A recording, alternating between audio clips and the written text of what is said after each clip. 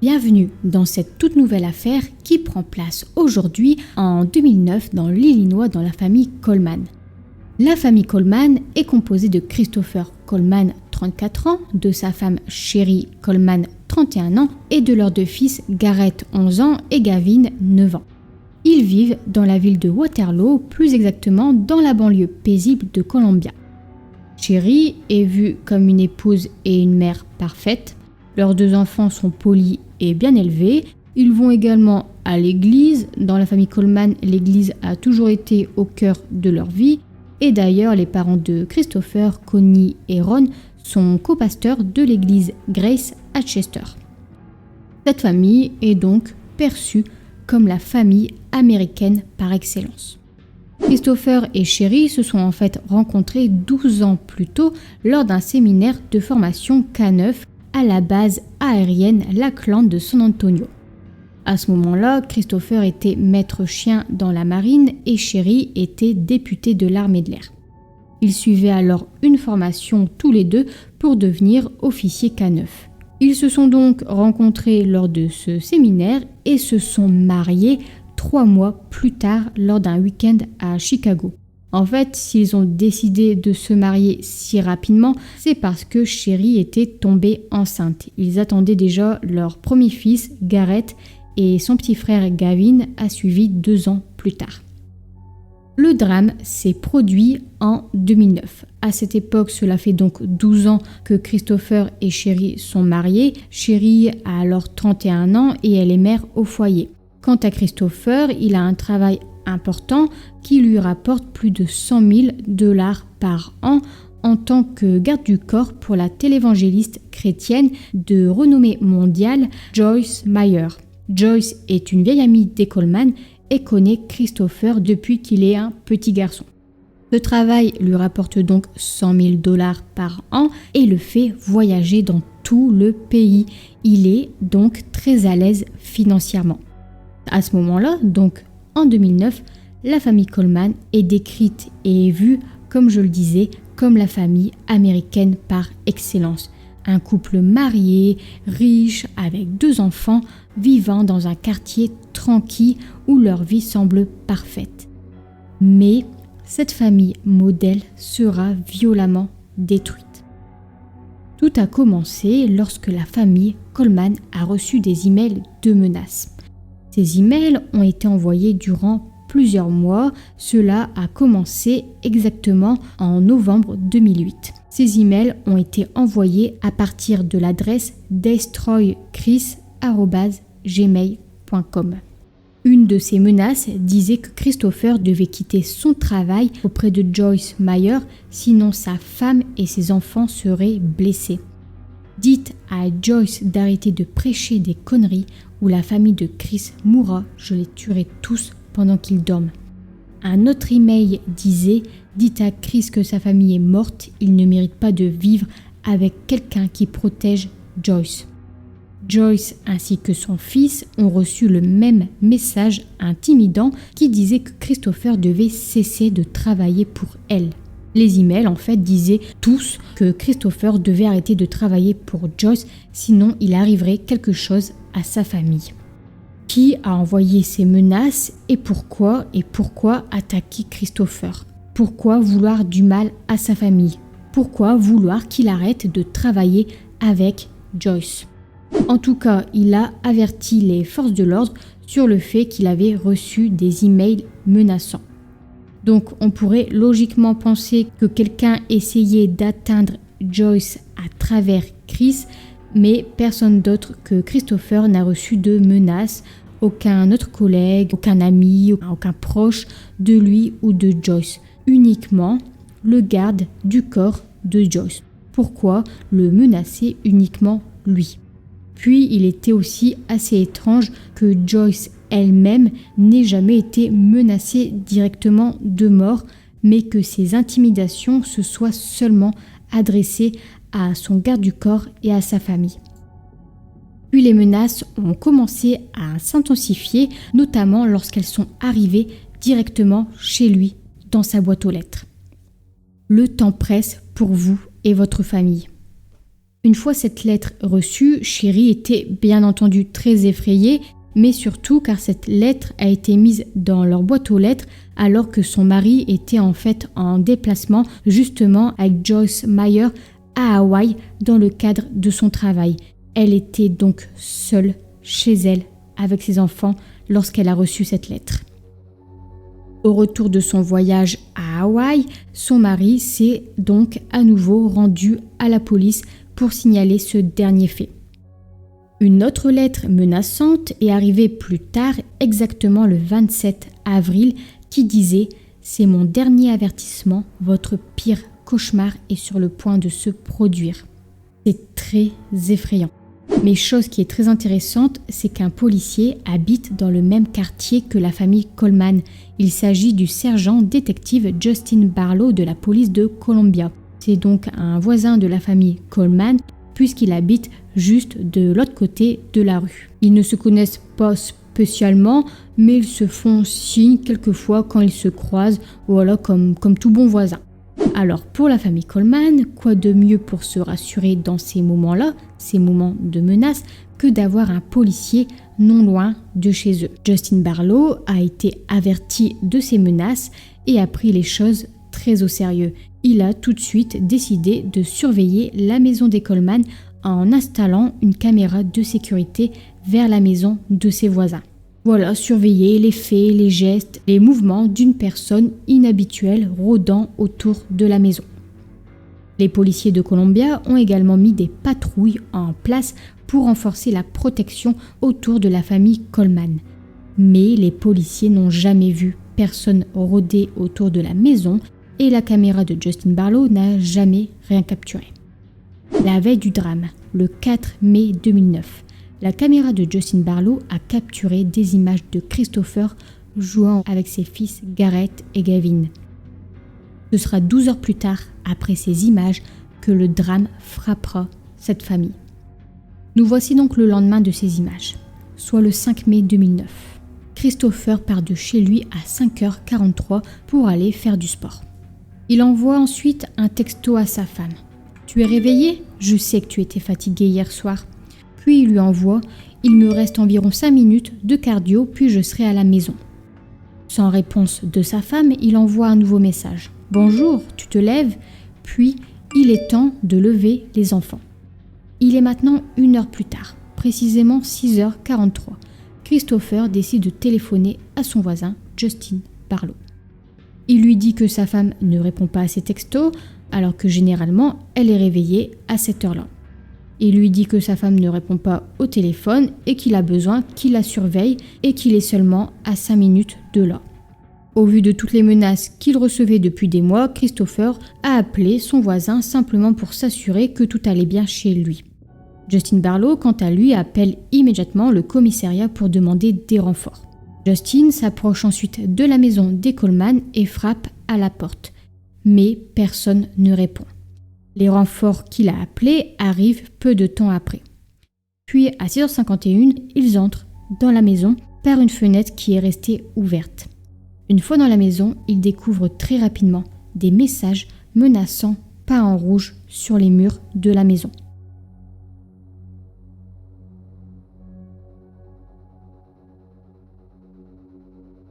Christopher revient ensuite chez lui dans le même temps. Il n'était qu'à 5 minutes de son domicile. Il entre alors dans son allée à 6h56. Les officiers l'interceptent et lui disent alors d'attendre dehors. Christopher ne proteste pas. Il s'assit par terre et commence à sangloter, puis sort son téléphone et appelle son père.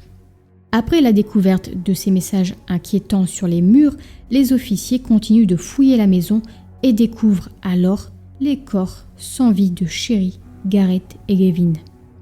Ils sont tous les trois retrouvés morts, étranglés dans leur lit. La cause du décès a été déterminée comme étant une strangulation par corde, mais cette corde n'a jamais été retrouvée.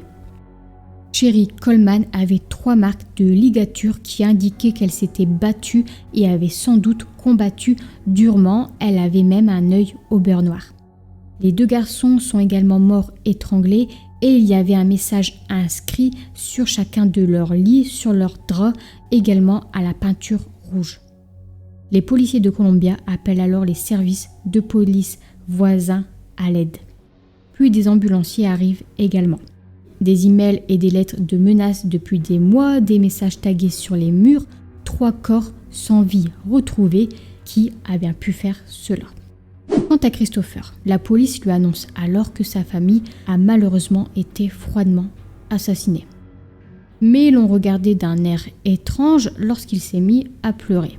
En effet, les agents de police trouveront que ses larmes semblaient forcées. De plus, quand la police annonce que sa famille est décédée, Christopher ne pose aucune question. Il ne demande pas comment, il ne demande rien. Alors bien sûr, on ne peut pas savoir comment on va réagir dans ce type de situation, mais il n'a pas demandé comment elles avaient été tuées, il n'a pas demandé ce qui s'était passé, rien. Il n'a pas non plus essayé ni tenté de rentrer dans la maison. Aucune demande pour entrer, pour voir sa famille et ses enfants. Il n'a fait aucune tentative.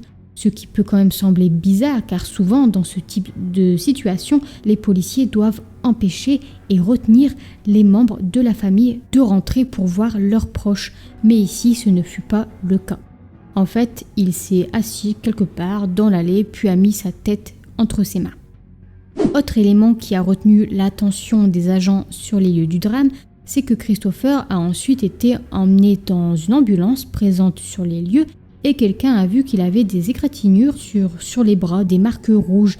Et à ce moment-là, il a essayé en fait de cacher ses bras. Il a fait des mouvements pour faire, disons, un peu oublier ses bras, car des égratignures y étaient clairement visibles. Donc à cause de tous ces éléments, il est devenu d'emblée le principal suspect. Il a alors été emmené pour un interrogatoire quelques heures après la découverte du drame. Lors de cet interrogatoire, il explique qu'il s'est levé à 5h30 du matin, qu'il est allé aux toilettes, il s'est habillé et est parti faire du sport. Et qu'alors qu'il s'éloignait de chez lui, il a appelé Sherry pour la réveiller, mais elle n'a pas répondu. Il explique ensuite qu'il est allé malgré tout faire son footing, puis qu'il l'a rappelé sur le chemin du retour et qu'elle n'a pas non plus répondu. Et que c'est là enfin qu'il a appelé son voisin Justin Barlow. Il a insisté sur le fait que sa famille était bien en vie lorsqu'il est parti faire du sport. Il confirme que la veille au soir, ils ne se sont pas disputés et que sa femme s'est endormie dans ses bras sur le canapé. Les policiers lui ont ensuite posé une certaine question. Ils lui ont demandé s'il voyait quelqu'un d'autre à part sa femme. Il a répondu que non, mais que ces derniers temps, il parlait énormément à une certaine Tara, mais que c'était juste une amie. La police, ayant entendu ce prénom, Tara, décide alors immédiatement d'enquêter sur celle-ci et de la retrouver. En tout cas, Christopher a maintenu que sa famille était en vie quand il est parti et qu'il n'est pas impliqué dans leur mort. Selon lui, il est fort possible que quelqu'un ait attendu devant la maison qu'il parte pour ensuite pénétrer dans la maison et tuer toute sa famille. Pour autant, de plus en plus de preuves et d'incohérences accusent Christopher. Nous allons voir ça tout de suite. Par exemple, Christopher déclare que quand il est parti de la maison, sa famille était vivante. D'ailleurs, grâce à la caméra du voisin, on le voit effectivement sortir de chez lui à 5h43. Sauf que le rapport d'autopsie du médecin légiste Michael Baden déclarera que Sherry, Garrett et Gavin étaient tous morts entre 3h et 5h du matin. Sa famille était donc morte quand il est sorti de la maison à 5h43. Et sur la caméra du voisin, on ne voit personne d'autre entrer dans la maison que Christopher Coleman. Autre élément suspect. Lors de son interrogatoire, il précise qu'il est sorti de chez lui pour faire son footing, puis qu'il a, entre guillemets, tout de suite appelé sa femme. La police se demande alors pourquoi n'a-t-il pas réveillé sa femme quelques secondes plus tôt ? Pourquoi sortir de chez lui et l'appeler seulement ensuite pour la réveiller ? Aussi, il a appelé son voisin pour signaler que sa femme ne répondait pas au téléphone, qu'il était inquiet alors qu'il n'était qu'à 5 minutes de la maison. Selon la police, Christopher voulait que les enquêteurs découvrent en premier les corps de sa famille pour renforcer son alibi. Et attention, un autre élément et pas des moindres. Un expert informatique a fouillé l'ordinateur portable de Christopher et a découvert que les emails menaçants ont été envoyés depuis son propre ordinateur, depuis un compte que Christopher avait créé 6 mois avant le drame. Et l'adresse IP d'envoi des emails était l'adresse IP de la maison des Coleman. Un détective a également remarqué que dans ses écrits, il a souvent mal orthographié le mot opportunité. Dans un email menaçant reçu, le mot opportunité était mal orthographié exactement de la même manière. Cela ne fait alors plus aucun doute. C'est bien Christopher qui envoyait les emails de menaces à sa propre famille. Ces preuves sont accablantes et il ne fait alors plus aucun doute que Christopher est impliqué dans la mort de sa femme et de ses 2 enfants. Autre élément qui a aussi été découvert par la suite, les enquêteurs ont fouillé dans les relevés d'achat de Christopher et ceux-ci ont révélé qu'il avait acheté de la peinture aérosol de la même couleur et de la même marque que celle qui a été utilisée chez lui pour écrire les messages pour taguer les murs. Les enquêteurs ont trouvé un reçu daté de 3 mois plus tôt, date à laquelle Christopher a acheté cette fameuse peinture en aérosol rouge. Mais la question maintenant est pourquoi Christopher aurait tué sa propre famille? Pour quelle raison tuer sa femme et ses 2 enfants? Nous allons y venir tout de suite. Les enquêteurs ont ensuite enquêté sur la vie de famille des Coleman. Et il s'avère que cette famille n'était pas aussi parfaite qu'elle le laissait paraître. En effet, des amis de Sherry ont dit que celle-ci était malheureuse et qu'ils étaient sur le point de divorcer. Les enquêteurs ont ensuite découvert des SMS que Sherry avait envoyés à un ami. Un de ces messages disait « Si quelque chose m'arrive, Chris l'a fait ». Dans un autre message, Sherry écrivait « Chris veut divorcer ». Puis un autre message, il a dit que mes enfants et moi étions en train de gêner son travail. Visiblement, Christopher voulait divorcer et pour lui, sa femme et ses enfants ruinaient sa carrière. Mais pourquoi? Nous allons y venir. Lors de l'interrogatoire de Christopher, ils ont réussi à retrouver rapidement cette fameuse Tara, qui se trouvait à Saint-Pétersbourg, en Floride. Ils se sont donc rendus sur place et l'ont interrogée. Alors rappelez-vous, selon Christopher, Tara était simplement une amie, rien de plus. Pourtant, Tara ne donnera pas la même version. Selon ses déclarations, en effet, depuis novembre 2008, soit 6 mois avant le drame, Christopher avait entamé une liaison avec elle. Il menait donc une vie secrète et trompait sa femme avec une autre femme du nom de Tara Lynch. Et si Christopher et Tara se connaissent, c'est parce que celle-ci était une amie d'enfance de Sherry. C'était sa meilleure amie au lycée. Et Christopher et Tara s'étaient revus lors d'un voyage d'affaires de Christopher avec Joyce. À ce moment-là, Tara était serveuse dans une salle de poker à Saint-Pétersbourg, en Floride. Ils ont alors commencé une relation et Christopher semblait complètement fou d'elle. Il la voyait dès qu'il le pouvait, il lui envoyait tout le temps des messages. Mais surtout, il lui avait offert une bague et ils avaient aussi parlé de mariage. Ils avaient même prévu la date de leur futur mariage qu'ils avaient fixé en janvier 2010. Ils parlaient de mariage alors que Christopher était encore marié à Sherry. Tara et Christopher avaient aussi parlé du nom de leur futur enfant qu'ils souhaitaient appeler Zoé. Ils avaient également prévu de partir en croisière en juin 2009. Leur relation était donc plus que sérieuse. Les policiers ont aussi découvert au moment où Christopher assistait aux funérailles de sa famille, de sa femme et de ses 2 fils, il a envoyé un message à sa maîtresse Tara en disant à quel point elle lui manquait. Les enquêteurs qui ont fouillé l'ordinateur de Christopher ont trouvé un document enregistré sous le nom de Tara.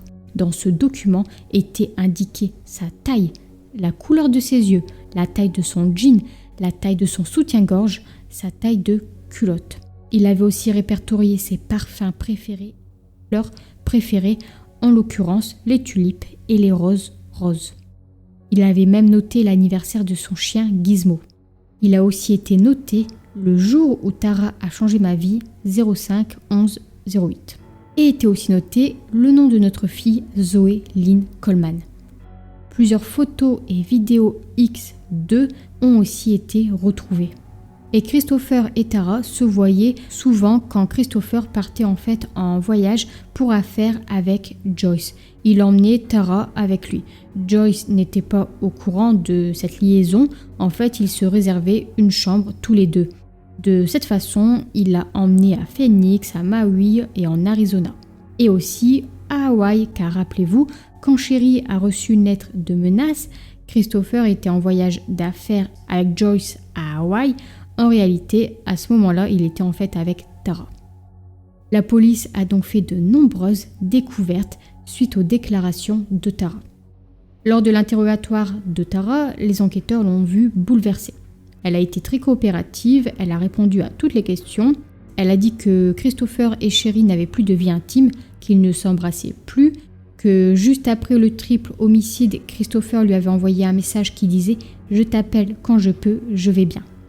Il lui avait même envoyé un message lors de son propre interrogatoire en disant qu'il pensait à elle. C'est complètement fou. Tara a subi 3 interrogatoires et la police est convaincue qu'elle n'est absolument pas impliquée dans ce triple meurtre, qu'elle ne savait rien. Maintenant, la question que vous vous posez probablement, pourquoi Christopher ne divorçait-il tout simplement pas? Eh bien, pour lui, le divorce était impensable. Comme vous le savez, il avait un travail important qui lui rapportait beaucoup d'argent. Et la police a découvert que sa patronne Joyce Meyer était contre le divorce. Elle aurait déclaré un jour que si elle découvrait que ses employés divorçaient, ils seraient rétrogradés ou licenciés.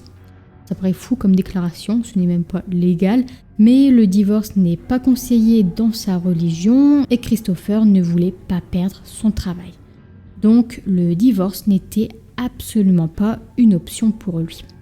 Et les choses ont commencé à se corser pour Christopher lorsque Tara lui avait dernièrement lancé un ultimatum. Tara voulait qu'il quitte Sherry avant le 4 mai pour qu'il puisse se marier.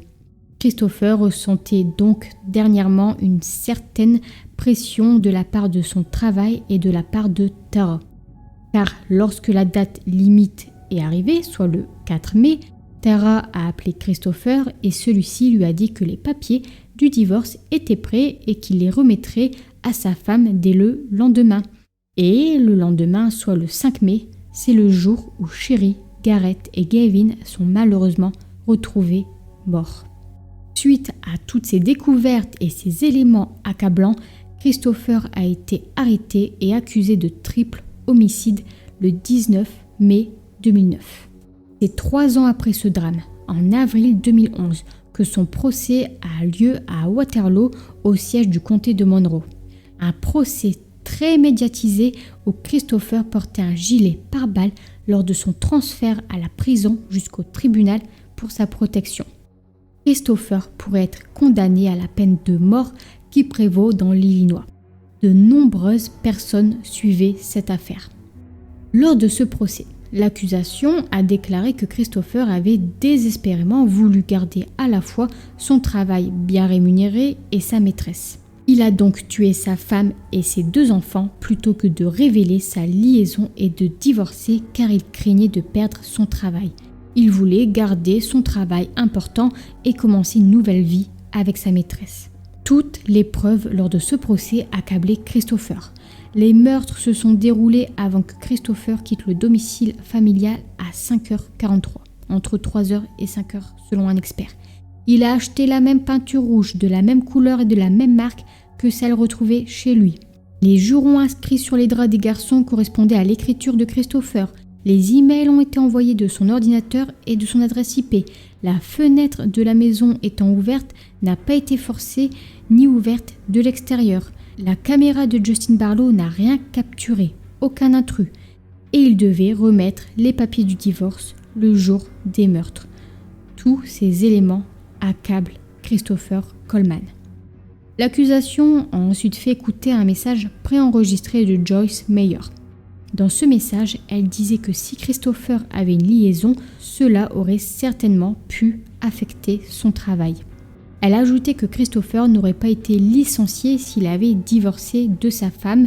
Il y avait beaucoup de personnes qui avaient travaillé pour elle qui avaient divorcé, mais que c'est en cas d'adultère qu'il aurait pu faire face à des mesures disciplinaires, y compris la résiliation de son contrat. Elle a ajouté qu'il était un excellent employé, mais a déclaré au tribunal que la veille des meurtres, il a dit de manière inhabituelle qu'il ne se sentait pas bien.